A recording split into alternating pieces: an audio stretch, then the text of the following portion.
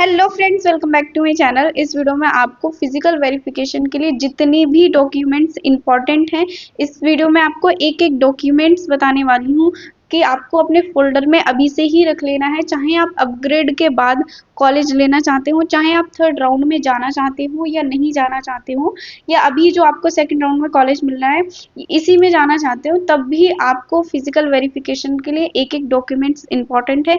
Physical verification के लिए कब फिजिकल वेरिफिकेशन होता है और उसमें कौन कौन से डॉक्यूमेंट इंपॉर्टेंट होते हैं, मैंने आपको एक एक डॉक्यूमेंट अभी बताने वाली हूँ। इसमें कोई भी डॉक्यूमेंट मिस नहीं है, तो इस वीडियो को बहुत अच्छे से देखना। इन डॉक्यूमेंट्स को लिख कर रख लेना और इन्हें अभी से ही एक फोल्डर में रख लेना ताकि आपको कोई भी प्रॉब्लम ना हो आगे। वरना बहुत सारे स्टूडेंट होते हैं, वो सोचते हैं लास्ट टाइम में हम कर लेंगे, और ऐसे कुछ डॉक्यूमेंट्स होते हैं जो जिसे बनने में भी अभी टाइम लगता है, जो आपको एकदम से नहीं मिल रहे होंगे, जैसे माइग्रेशन सर्टिफिकेट, ये सब वगैरह वगैरह, करेक्टर सर्टिफिकेट। तो आपको बहुत ध्यान से वीडियो देखनी है। उसके बाद आपको डॉक्यूमेंट्स अपने फोल्डर में रख लेनी है और ओरिजिनल लेके जाना होता है या फोटोकॉपी लेके जाना है, या कहीं पे अगर मिसमैच है तो क्या हमें एक्स्ट्रा कौन सा डॉक्यूमेंट लेके जाना पड़ेगा, ये सब मैं इस वीडियो में बताऊंगी। तो इस वीडियो को ध्यान से देखना है, ठीक है।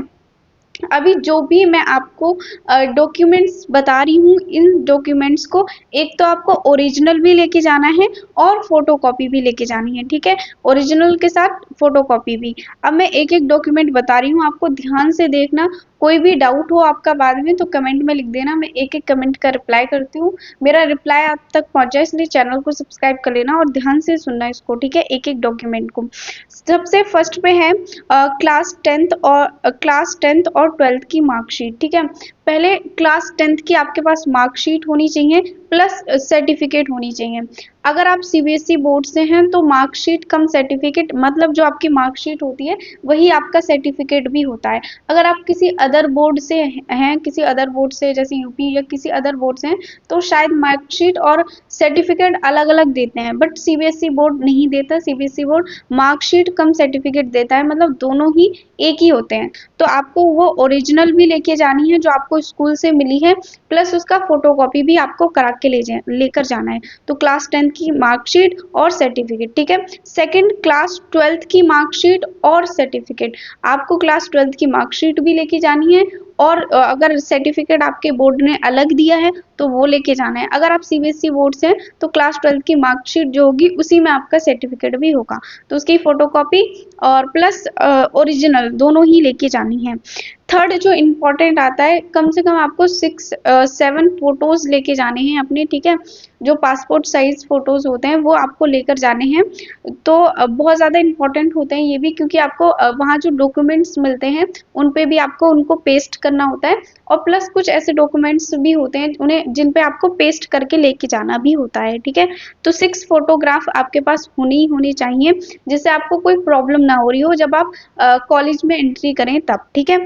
फोर्थ सबसे इम्पोर्टेंट है प्रोविजनल मार्कशीट प्लस सर्टिफिकेट। कुछ स्कूल, कुछ बोर्ड प्रोविजनल मार्कशीट और प्रोविजनल सर्टिफिकेट भी देते हैं, तो अगर आपके पास है, आपके बोर्ड ने दिया है, तो वो आपको लेके जाना है। नहीं है तो क्लास टेंथ और ट्वेल्थ का सर्टिफिकेट ही चलेगा, मार्कशीट प्लस, ठीक है।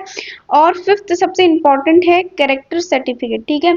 करेक्टर जो सर्टिफिकेट है वो आपके स्कूल से ही मिलता है, ठीक है। बहुत सारे स्टूडेंट को मार्कशीट के साथ मिल जाता है, बहुत सारे स्टूडेंट को बाद में मिलता है, तो आपको स्कूल से जाके अपना कैरेक्टर सर्टिफिकेट ले लेना होता है, ठीक है।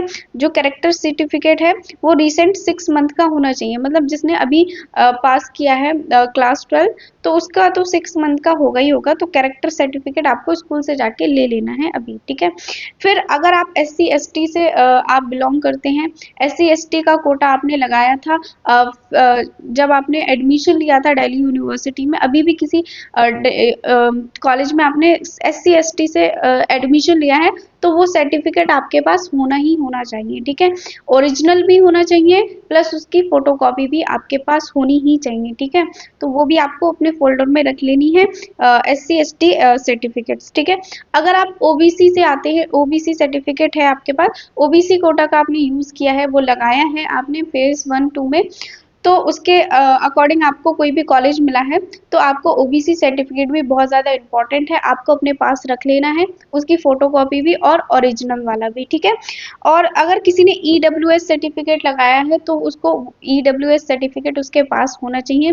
किसी ने ऑर्फन कोटा का यूज़ किया है तो वो उसके सर्टिफिकेट जो डेथ सर्टिफिकेट होता है तो वो भी उनके पास होना चाहिए अगर उन्होंने ऑर्फन कोटा का यूज़ किया है। तो ये सब जितने भी आपने अगर किसी कोटा का किसी सर्टिफिकेट का यूज़ किया है तो वो आपके पास ओरिजिनल होना चाहिए और प्लस उसकी फोटोकॉपी भी आपके पास होनी ही होनी चाहिए, ठीक है।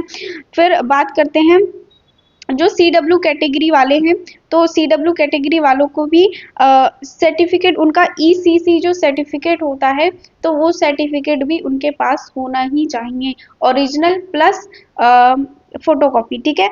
सी डब्ल्यू कैटेगरी के बाद जो ईसीसी सर्टिफिकेट होता है उसकी बात कर रही हूँ मैं, ठीक है। आई होप आप समझ गए होंगे।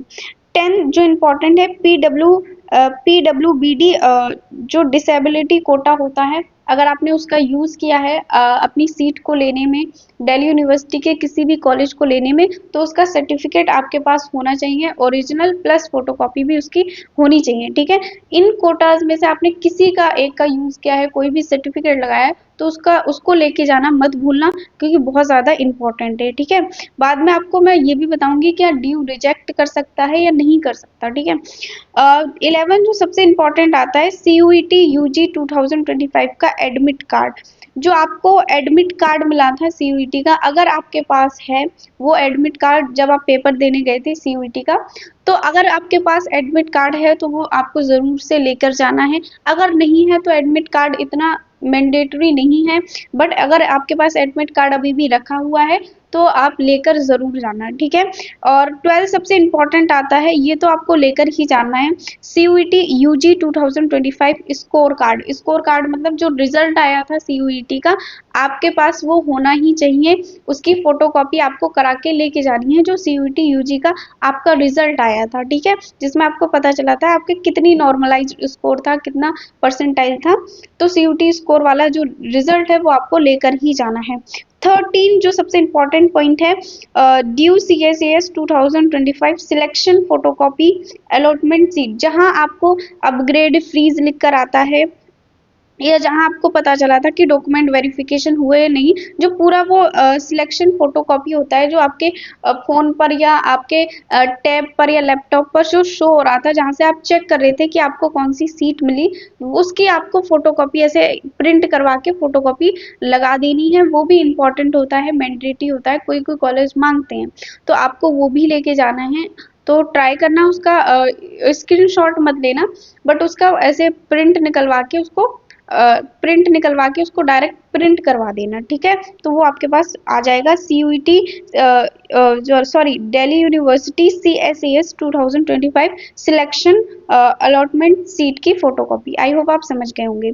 और 14 क्या है, ड्यू CSAS 2025 फी स्लिप, जो अभी आपको कॉलेज मिला है, फिर जो एक्नोलॉजमेंट जो आपको स्लिप मिली है जो आपको ये बताती है कि आपने इस कॉलेज की कितनी फ़ी पेमेंट की है, तो वो फ़ी पेमेंट रिसिप्ट आपके पास होनी चाहिए, उसकी फ़ोटोकॉपी भी करवानी है आपको, और वो आपके एंट्री कार्ड में भी इम्पोर्टेंट रोल प्ले करेगी। जब आप फर्स्ट डे ओरिएंटेशन डे पर भी कॉलेज जाएंगे तब आपके पास क्या होनी चाहिए, एक तो फ़ी रिसिप्ट होनी चाहिए और प्लस आधार कार्ड या पैन कार्ड या ड्राइविंग लाइसेंस या वोटर ID कार्ड, कुछ भी इनमें से एक होना चाहिए, और प्लस फ़ी रिसिप्ट होनी चाहिए। जब भी आप कॉलेज के अंदर जा सकते हो तभी वो आपको एंट्री दे रहे होंगे, तो ये बहुत ज़्यादा इंपॉर्टेंट है, ये आपके पास होनी चाहिए फर्स्ट डे एंट्री करने के लिए भी, प्लस जब आप फिजिकल वेरिफिकेशन के लिए जाओगे तब भी आपके पास ये होने ही चाहिए, ठीक है। और 15 नंबर पे आता है गवर्नमेंट ID प्रूफ। मैंने जो अभी ID प्रूफ बताए थे कि एक ना एक ID प्रूफ आपके पास होना चाहिए, चाहे आधार कार्ड हो, चाहे पैन कार्ड हो आपका, चाहे वोटर ID कार्ड हो या ड्राइविंग लाइसेंस हो, तो इनमें से कोई ना कोई ID प्रूफ आपका होना ही चाहिए फिजिकल वेरिफिकेशन में भी, ठीक है। तो फिजिकल वेरिफिकेशन में ये आईडी प्रूफ भी इम्पोर्टेंट होते हैं। 16 जो सबसे इम्पोर्टेंट पॉइंट है वो है एंटी रैगिंग सर्टिफिकेट। जो आपका एंटी रैगिंग सर्टिफिकेट होता है, एफिडेविट होता है, जो फॉर्म होता है एंटी रैगिंग सर्टिफिकेट, तो वो भी इम्पोर्टेंट होता है। बहुत सारे कॉलेजेस मांगते हैं ताकि उन्हें बाद में कोई प्रॉब्लम ना हो, बाद में ना मांगना पड़े, वो फिजिकल वेरिफिकेशन में आपसे मांगते हैं। तो अगर आपने अभी भी फिल नहीं किया है तो अभी जो कॉलेज आपको मिला है, अगर आप वही लेना चाहते हैं तो आपको एंटी रैगिंग सर्टिफिकेट, आपको फॉर्म फिल कर देना है, उसकी फोटोकॉपी निकलवा लेनी है, फिर आपको उसको लेके चले जाना है, ठीक है। तो ये थे इंपॉर्टेंट आपके डॉक्यूमेंट। कुल 16 डॉक्यूमेंट हैं, इनमें से कुछ डॉक्यूमेंट कोटे वाले हैं कि जिसने ओबीसी एससी एसटी का यूज किया है कैटेगरी सर्टिफिकेट का, तो वो लेके जाना है, आपको अपने हिसाब से लेके जाना है। अगर आप जनरल से हैं तो आपको ये वाले सर्टिफिकेट ओबीसी एससी एसटी आपके पास होंगे भी नहीं, आपको ले जाने की भी कोई नीड नहीं है, ठीक है। तो आई होप आप ये समझ गए होंगे। और वो स्टूडेंट जो ये पूछ रहे हैं कि दी हमारे डॉक्यूमेंट में मिस्टेक थी, हमारी क्वेरी रेज हुई थी, या हमारा कहीं पे कोई भी मिसमैच है, नेम मिसमैच है, या कुछ भी गड़बड़ थी, तो अगर आपने उसको ठीक करवा लिया है या आपने वहां पे एफिडेविट लगाया था CSAS पोर्टल पे, तो आप क्या कर सकते हैं, वो एफिडेविट भी ले जा सकते हैं ओरिजिनल प्लस उसकी फोटोकॉपी, ये दिखाने के लिए कि हाँ मेरी कुछ मिसमैच थी, अब मैंने उसको ठीक करवा लिया है और मैं इतने दिन के अंदर अंदर ओरिजिनल सर्टिफिकेट आपको प्रोवाइड करने की कोशिश करूंगा या करूंगी, ठीक है। तो एफिडेविट भी आपको लेकर जाना है अगर आपने वहां पे कोई भी आपके मिसमैच हुई है तो, ठीक है। तो आई होप आप समझ गए होंगे, ये थे आपके सारे डॉक्यूमेंट्स जो कि बहुत ज्यादा इंपॉर्टेंट है। हाँ, बहुत सारे स्टूडेंट ये पूछ रहे थे कि दी अगर हमारा एक भी सर्टिफिकेट नहीं हुआ, ठीक है, इसमें माइग्रेशन सर्टिफिकेट भी सबसे ज़्यादा इम्पोर्टेंट है, आपके पास माइग्रेशन सर्टिफिकेट भी होना चाहिए जो कि ड्यू मांगता है। तो माइग्रेशन सर्टिफिकेट अगर आपके पास नहीं है, पहले तो जो CBSE वाले थे वो सर्टिफिकेट स्कूल से देते थे माइग्रेशन सर्टिफिकेट, बट अब नहीं देते। बहुत सारे स्कूल में मिलते होंगे शायद माइग्रेशन सर्टिफिकेट, बट जो CBSE वाले हैं उनको अब अप्लाई करना होता है, तभी उनको माइग्रेशन सर्टिफिकेट उनको मिलता है। तो आपको अगर माइग्रेशन सर्टिफिकेट नहीं मिला है तो आपको अप्लाई कर देना है, आपको माइग्रेशन सर्टिफिकेट लेकर ही जाना है, ठीक है। तो ये थे सारे डॉक्यूमेंट्स। और अगर आपके कोई भी डॉक्यूमेंट में गड़बड़ है तो वो आपको डायरेक्ट तुरंत रिजेक्ट नहीं करेंगे, वो आपको टाइम देते हैं, बट आपको अभी से ही सारे डॉक्यूमेंट्स एक फोल्डर में इकट्ठे करके रख लेने हैं ताकि आपको आगे कोई भी प्रॉब्लम नहीं हो रही हो, ठीक है। नेक्स्ट वीडियो में आपके जो राउंड 3 से लेके जितने भी डाउट्स हैं वो सब मैं क्लियर करने की कोशिश करूंगी। तो चैनल को सब्सक्राइब कर लेना, मिलते हैं नेक्स्ट वीडियो में।